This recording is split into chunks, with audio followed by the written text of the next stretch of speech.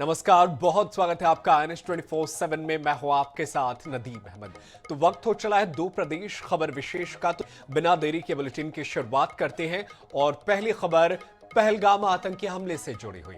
दरअसल इस आतंकी हमले की जांच में एक बड़ी कामयाबी मिली है। पुलिस ने हमले में आतंकियों की मदद करने वाले मोहम्मद यूसुफ कटारिया नामक एक शिक्षक को गिरफ्तार किया है, जो दक्षिण कश्मीर में एक स्कूल में शिक्षक के रूप में कार्यरत था। आरोपी ने 22 अप्रैल को लश्कर-ए-तैयबा के आतंकियों की मदद की थी। पुलिस ने बताया, ऑपरेशन महादेव के दौरान बरामद हथियारों और अन्य सामानों का विश्लेषण के बाद गिरफ्तारी की गई है। हमारी जांच में यह पुष्टि हुई है कि आतंकवादियों की आवाजाही में मदद और दूसरी सुविधा देने में कटारिया की अहम भूमिका थी। अधिकारियों ने इस घटनाक्रम को दक्षिण कश्मीर में आतंकी नेटवर्क के खिलाफ एक बड़ी सफलता बताया है। तो पहलगाम आतंकी हमला इसी साल 22 अप्रैल को हुआ था, जिसके बाद से तमाम लोग जो है इस पूरे मामले में जो है वो कार्रवाई की मांग कर रहे थे और वो चाहते थे कि इस हमले में आतंकी जो है वो गिरफ्तार हो। और इसी मामले में एक बड़ी कामयाबी मिली है। पहलगाम आतंकी हमले के आतंकियों का मददगार जो है वो गिरफ्तार हो गया है। आतंकियों के आने जाने और छिपाने का जो इंतजाम था इसने किया था। ये जो आरोपी है मोहम्मद यूसुफ कटारिया, उसने ही इन आतंकियों की मदद की थी। ऐसे सबूत मिले हैं। वो एक स्कूल में शिक्षक के रूप में कार्यरत है और फिलहाल पुलिस और सुरक्षा बलों को यह बड़ी कामयाबी मिली है।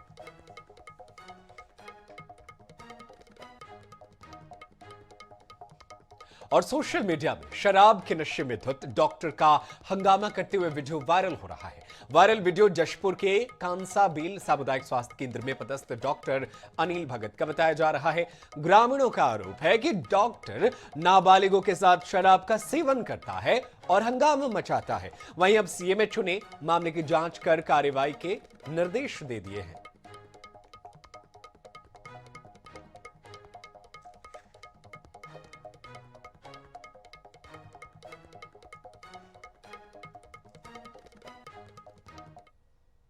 एक व्हाट्सएप मैसेज में प्राप्त हुआ था कि एक डॉक्टर अनिल भगत है, जो चिकित्सा अधिकारी सामुदायिक स्वास्थ्य केंद्र कांसाबेल है, उनके द्वारा एक वीडियो बनाया गया जिसमें वो उनके रूम का दारू पिए हुए और बाटल वगैरह दिख रहा है। तो जैसे ही मुझे पता चला है, मैं उसको DMO को एक पत्र जारी किया हूँ कि वो पूरे जांच करके मुझे वस्तु स्थिति से अवगत कराएं, ताकि हम लोग जो भी त्रुटियां हैं उसके ऊपर एक्शन या कार्यवाही किया जा सके। रील बनाने के चक्कर में लोग अपनी ही नहीं बल्कि दूसरों की जान भी जोखिम में डाल रहे हैं।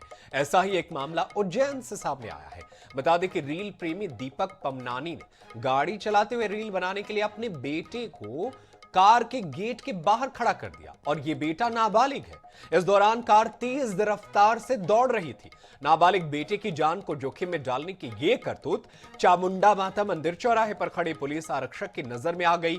आरक्षक ने कार को रोकने की कोशिश की, लेकिन कार नहीं रुकी, जिसके बाद आरक्षक ने पुलिस कंट्रोल रूम को सूचना दी और फिर IG कार्यालय के पास तैनात पुलिस कर्मियों ने घेराबंदी कर तेज रफ्तार कार को रोका और चालक दीपक पमनानी को कड़ी फटकार लगाई और बच्चे की जान खतरे में डालकर रील बनाने जैसी हरकत न करने की सख्त हिदायत दी। कुल मिलाकर पुलिस की सजगता से एक बड़ा हादसा टल गया है।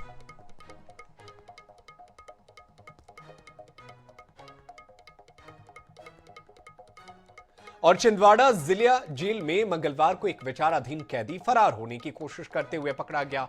हत्या के आरोप में बंद आसिफ नाम का यह कैदी जेल की दीवार फांदकर बाहर निकल गया, लेकिन ज्यादा दूर नहीं जा सका। दरअसल जेल के पास के मोहल्ले में लोगों ने उसे चोर समझकर पकड़ लिया और मारपीट की। पूछताछ में कैदी ने खुद बताया कि वो रायसेन जिले के बरेली का रहने वाला है और हत्या के मामले में जेल में बंद था। कैदी को पकड़ने वालों ने बताया कि जैसे ही कैदी उनके घर के पीछे की बाउंड्री वॉल से कूदा तो एक तेज आवाज हुई। परिवार को शक हुआ कि कोई चोर है, जिसके बाद उन्होंने उसे पकड़ लिया। कुल मिलाकर यह घटना जेल की सुरक्षा व्यवस्था पर गंभीर सवाल खड़े करती है।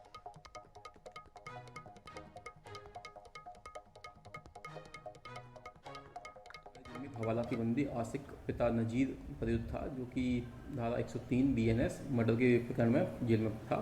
और जो एक ड्रग एडिक्ट पर्सन भी है, तो उसके द्वारा जेल की बाउंड्री पर चढ़ने का प्रयास किया गया। तो तत्काल उस प्रहरी ने उसको देख लिया और जैसे ही वो जेल बाउंड्री से कूदा और हमारे प्रहरी ने उसके पीछे भाग के उसको पकड़ लिया और तत्काल उसको वहाँ जेल दाखिल करवाया। तो ये घटना पूरी घटित हुई आज। उज्जैन में एक प्रशासनिक विवाद सामने आया है। लोकायुक्त की कार्रवाई में फंसे डिप्टी कलेक्टर मोहम्मद सिराज मंसूरी को लेकर मंगलवार को जनसुनवाई में उनके खिलाफ गंभीर आरोप लगे हैं। खुद को मंसूरी की पत्नी बताने वाली तबस्सुम बानो नाम की महिला ने मंसूरी पर भ्रष्टाचार और व्यक्तिगत दुर्व्यवहार के आरोप लगाए। तबस्सुम ने बताया कि उनके पति एसडीएम रहते कई शहरों में अवैध संपत्ति और लग्जरी वाहन जुटा चुके हैं। उनका कहना था कि मंसूरी ने छिंदवाड़ा, इंदौर, जबलपुर में प्लॉट और मकान खरीदे हैं और कई बार बिना अनुमति दुबई और थाईलैंड की यात्रा की है। आरोप है कि इनके पास पाकीजा ग्रीन पार्क कॉलोनी में सोनू उर्फ ताज मंसूरी के नाम पर 1100 वर्ग फीट का प्लॉट और अन्य जगहों पर करोड़ों की बेनामी संपत्ति है। पत्नी ने कहा कि उन्हें और उनके परिवार को जान से मारने की धमकियां मिल रही है। जनसुनवाई में शिकायत करने पहुंचे मोहम्मद सिराज की पत्नी को अधिकारियों ने पुलिस अधीक्षक के पास भेजा। 1 साल पहले भी मंसूरी पर मस्जिद निर्माण के लिए 3 लाख रुपए लेने के आरोप में लोकायुक्त कार्रवाई हो चुकी थी। मौजूदा वक्त में मंसूरी रिश्वत लेने के आरोप में सस्पेंड है।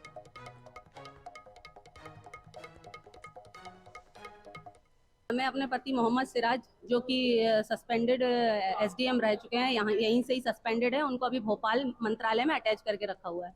मैं उनकी शिकायत लेकर आई हूँ कि हमें बहुत परेशान कर रखा है। शादी को 17 साल हो जाएंगे अभी 6 अक्टूबर को। मेरी 2008 में शादी हुई थी। ये जिला छिंदवाड़ा के रहने वाले हैं। शुरू से ही इनका हमारे इसी मामले को लेकर विवाद चलता था, जिस चीज़ में ये सस्पेंडेड है। बार बार थाईलैंड, बैंकॉक, दुबई, इराक और भी पता नहीं कहाँ कहाँ विदेश यात्रा पे जाना, अपने घर वालों के नाम पे, परिवार वालों के नाम पे बेनामी संपत्तियां लेना। और पन्ना में एनएमडीसी प्रबंधन की लापरवाही के चलते एक तेंदुआ की मौत हो गई। दरअसल एनएमडीसी के बाउंड्री वॉल के ऊपर से निकले 11,000 केवी की लाइन की चपेट में आने से एक वयस्क तेंदुए की मौके पर ही मौत हो गई। एनएमडीसी ने तारों को ऊपर नहीं कराया था, जिसके चलते हादसा हुआ है।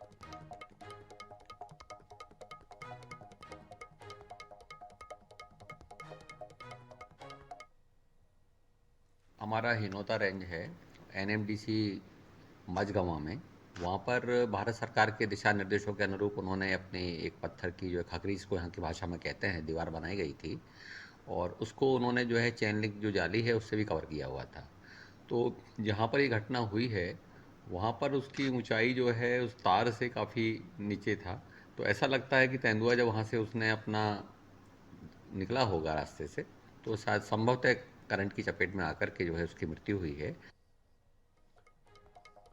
भिंड जिले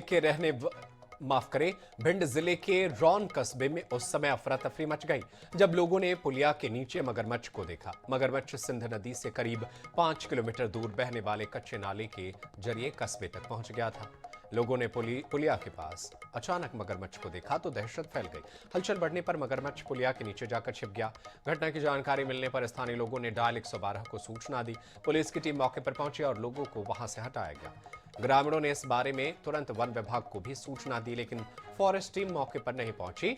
इससे स्थानीय लोगों में नाराजगी देखी जा रही है। फिलहाल मगरमच्छ अभी भी पुलिया के नीचे मौजूद है और लोग चौकसी में लगे हुए हैं। ग्रामीणों ने मांग किया कि वन विभाग तुरंत मौके पर आकर मगरमच्छ को सुरक्षित स्थान पर ले जाए ताकि किसी भी अनहोनी से बचा जा सके।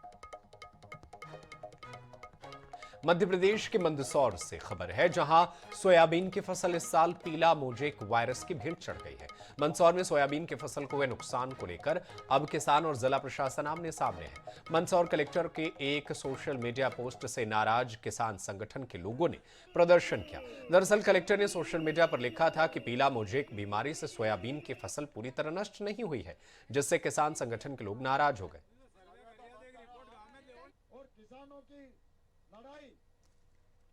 गरीब मजदूरों की लड़ाई तो सर्वे करवाया है, न कोई मुआवजा देने का इनको निर्णय लिया।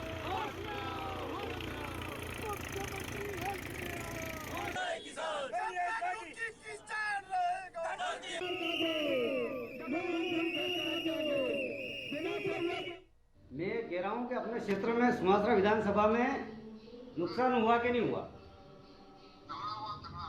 तगड़ा हुआ तो फिर ये कलेक्टर मैडम ने ऐसा स्टेटमेंट कैसे दिया और पोस्ट भी हटा ली उन्होंने फेसबुक से। जल्दी देना उसका अच्छा जवाब दिया जाएगा। नहीं तो कलेक्टर मैडम को हटाएंगे या फिर किसानों को मुआवजा दीपावली के पहले मिलेगा या नहीं मिलेगा? मैं भाई साहब छोटा सा भारतीय किसान संघ मंदसौर जिले की ओर से मैं आपसे निवेदन कर रहा हूँ। ये बिल्कुल आपके साथ में पूरे किसान भाई और किसान के साथ में आज मुख्यमंत्री से पूरी बात चल रही है मैडम। आपने किसानों की सदैव लड़ाई लड़ी है और हम आपके साथ भी रहे हैं और बिल्कुल लड़ेंगे अभी बिल्कुल मैंने बोल दिया माननीय मुख्यमंत्री जी को जी। और मुख्यमंत्री जी ने बोला हम किसानों के साथ मैं कर रहा हूँ। तो दीपावली से पहले किसानों को मुआवजा मिलेगा या नहीं मिलेगा इतना सा बता दीजिए भाई साहब। समय तो मुख्यमंत्री बताएंगे पर उनसे क्या क्या परासिया में मंधान बांध से पानी लाने के लिए पाइपलाइन डालने का काम आज से शुरू हो गया है। तामिया मार्ग पर बील गांव में नगरपालिका अध्यक्ष विनोद मालवीय ने परिषद के साथियों के साथ भूमि पूजन कर पाइपलाइन डालने के काम की शुरुआत की। अमृत 2 परियोजना से मंधान बांध से परासिया तक 21 करोड़ की लागत से पाइपलाइन डालने की योजना है। बीते दिनों सांसद विवेक बंटी साहू ने इस योजना का भूमि पूजन किया था।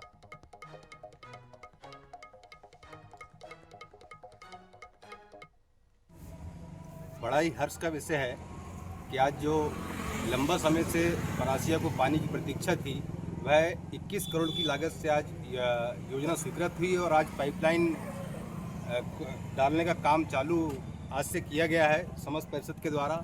यह अकेले सिर्फ भारतीय जनता पार्टी की परिषद को इसका श्रेय जाता है कि मैं खुद इस योजना को लेकर 50 बार से ज़्यादा भोपाल गया।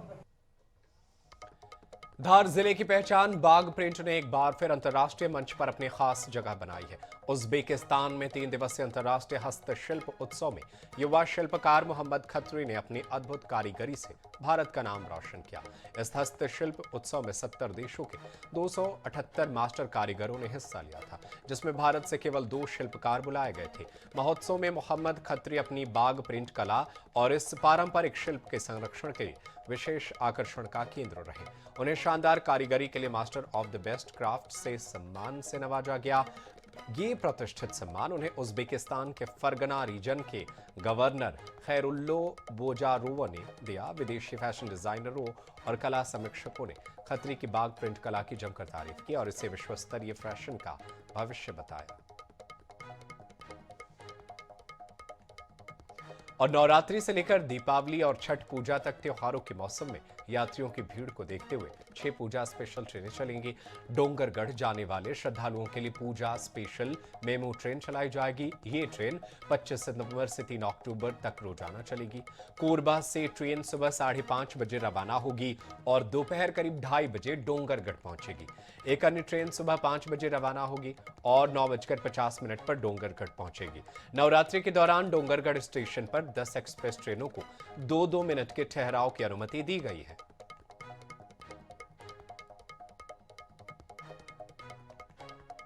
हर साल की तरह इस साल भी त्योहारी सीजन नवरात्रि में रेलवे ने यात्रियों के लिए विशेष व्यवस्था की है। जो श्रद्धालु खासतौर पर डोंगरगढ़ जाते हैं उनके लिए रेलवे ने विशेष ट्रेन चलाने का जो फैसला है वो लिया है।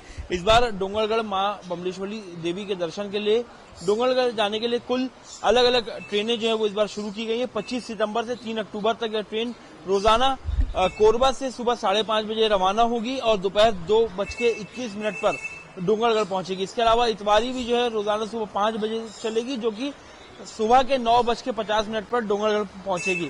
जिस प्रकार से त्योहारी सीजन है, दुर्गा पूजा है, दीपावली है, छठ पूजा, इसके लिए कुल 6 स्पेशल ट्रेनें चलाई जाएंगी, जो कि कुल 54 फेरे लगाएगी। और कंफर्म टिकट के लिए जो यात्री पहले टिकट बुक करते हैं उन्हें कंफर्म टिकट जो है वो दिया जाएगा। कल से यह विशेष ट्रेन जो है वो शुरू हो जाएगी। रायपुर रेलवे स्टेशन से डोंगरगढ़ तक जो है श्रद्धालुओं को ले जाएगी और वहां पर मां बमलेश्वरी के दर्शन करवाएगी। कैमरामैन इकराम कुरैशी के साथ मोहम्मद सैन, NS24/7 रायपुर। आपको आगाह करते हैं, दिल्ली से बड़ी खबर है। मध्य प्रदेश सीएम डॉक्टर मोहन यादव का दौरा। सीएम ने की जेपी नड्डा से मुलाकात। भाजपा राष्ट्रीय अध्यक्ष जेपी नड्डा से मिले मुख्यमंत्री डॉक्टर मोहन यादव। तो बड़ी खबर आप तक पहुंचा रहे हैं, दिल्ली दौरे पर हैं सीएम डॉक्टर मोहन यादव और दिल्ली दौरे पर उन्होंने राष्ट्रीय अध्यक्ष जेपी नड्डा से मुलाकात की है। सीएम डॉक्टर मोहन यादव का यह दिल्ली दौरा और वो राष्ट्रीय अध्यक्ष से मुलाकात करने पहुंचे। राष्ट्रीय अध्यक्ष जेपी नड्डा से उन्होंने मुलाकात की। ये तस्वीरें हम आप तक पहुंचा रहे हैं, दिल्ली दौरे की तस्वीरें हैं। दरअसल सीएम कल दिल्ली दौरे पर निकले थे और आज वो कई बड़े नेताओं से मुलाकात कर रहे हैं, मंत्रियों से मुलाकात कर रहे हैं, जिनमें ये तस्वीर निकल कर आई है कि वो बीजेपी के राष्ट्रीय अध्यक्ष जेपी नड्डा से मिलने उनके आवास पहुंचे और उनसे मुलाकात की।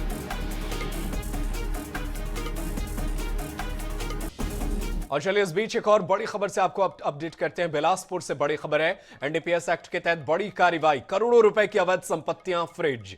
नशे के कारोबार से खरीदी गई थी संपत्तियां, 19 आरोपियों के 7 करोड़ 40 लाख रुपए की संपत्ति फ्रिज। बिलासपुर पुलिस ने कार्रवाई की है। तो बड़ी खबर इस वक्त आप तक पहुंचा रहे हैं बिलासपुर से, जहां पर नशे के विरुद्ध पुलिस ने बड़ी कार्रवाई की है। करोड़ों रुपए की अवैध संपत्तियों को जब्त किया गया है। एनडीपीएस एक्ट के तहत यह कार्रवाई की गई है और नशे के कारोबार पर यह बड़ा प्रहार है। करोड़ों रुपए की अवैध संपत्तियों को फ्रीज कर दिया गया है। तो बड़ी खबर आप तक पहुंचा रहे हैं।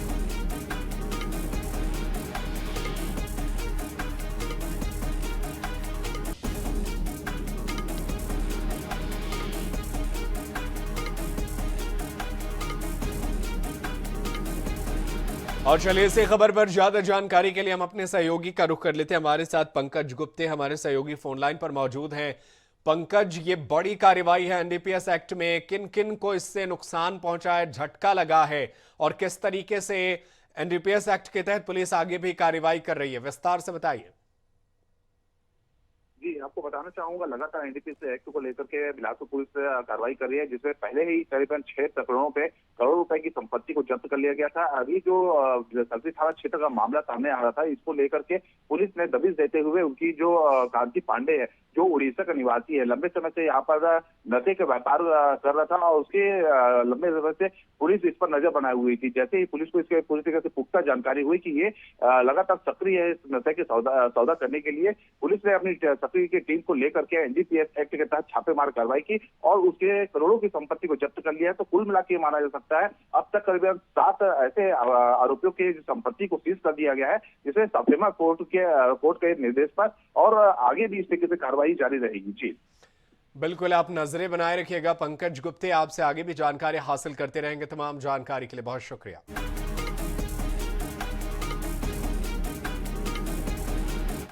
और रायपुर से एक अहम खबर आप तक पहुंचाते हैं। आरंग में महानदी के टापू में फंसा युवक, बारिश के कारण महानदी का बढ़ा जलस्तर बढ़ने से बीच टापू पर फंसा युवक।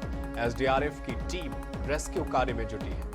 तो ये अहम जानकारी आप तक पहुंचा रहे हैं। राजधानी रायपुर से आरंग का ये पूरा मामला है। महानदी के टापू पर एक युवक फंस गया है। बारिश के कारण महानदी का जलस्तर बढ़ गया, जिससे युवक जो है वो फंस गया है। अब उसे बचाने की कवायद जारी है।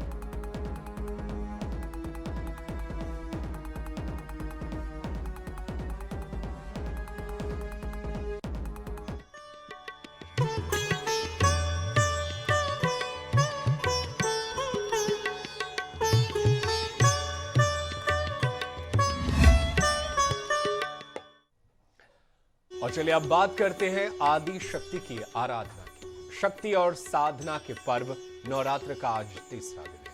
आज मां दुर्गा के चंद्र घंटा स्वरूप की आराधना की जाती है। भोपाल के होशंगाबाद रोड स्थित काली मंदिर में देवी की आराधना करने के लिए भक्त पहुंच रहे हैं। काली मंदिर के मुख्य पुजारी कृष्णकांत तिवारी ने आज के दिन के महत्व और मंदिर के इतिहास के बारे में जानकारी दी। मुख्य पुजारी से बात की हमारी सहयोगी अंजलि सिंह ने।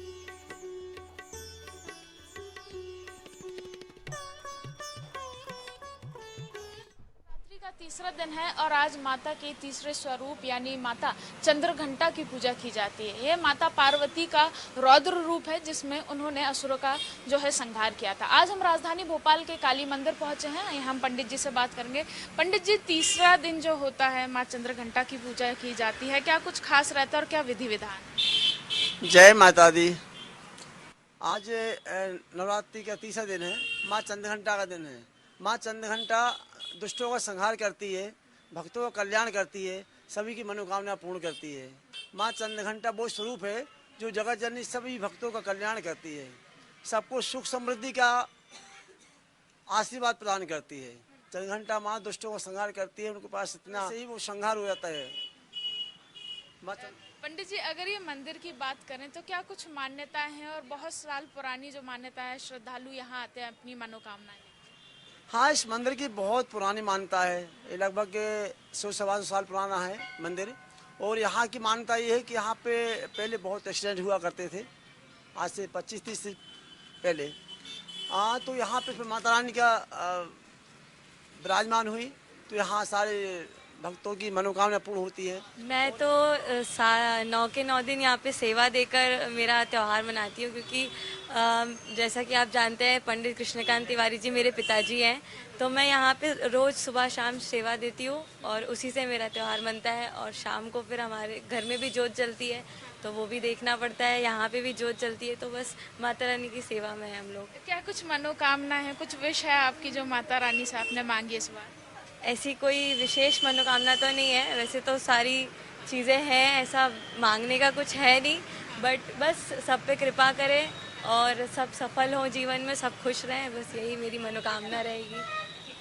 तो यही मनोकामना के साथ कि माता रानी जो है सुख समृद्धि रखे और सभी को स्वस्थ रखे, इसी के साथ श्रद्धालु यहाँ पर पहुँच रहे हैं। कैमरा पर्सन नितिन के साथ अंजलि सिंह, NS 24/7 भोपाल।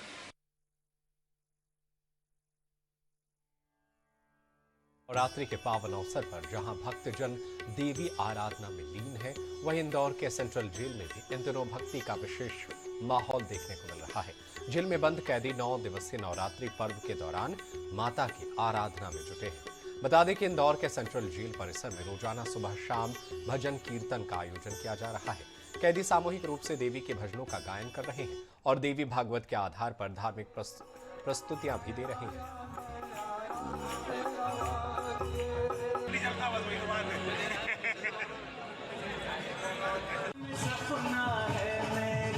नवरात्रि का महापर्व चल रहा है और सभी के ऊपर माता रानी का आशीर्वाद बना रहे, इसी उद्देश्य से जो है जेलों में माता रानी की जो है स्थापना की जाती है और 9 दिनों तक पूरा विधि विधान से पूजा अनुष्ठान किया जाता है।